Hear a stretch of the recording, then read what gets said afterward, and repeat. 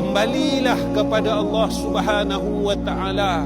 Nescaya walaupun seluruh makhluk yang di bumi ini tidak menerima kita, walaupun seluruh makhluk yang di bumi ini cerca kita, walaupun seluruh makhluk yang di bumi ini maki kita, hina kita, tak terima kita dan halau kita, tetapi Allah tidak akan pernah menghalau hamba-Nya daripada muka bumi ini.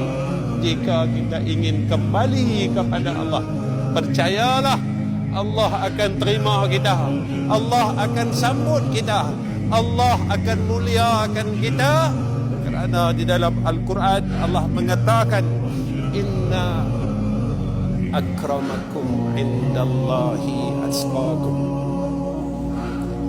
Orang paling mulia bukan orang banyak harta, bukan orang banyak ilmu, bukan orang ada nama.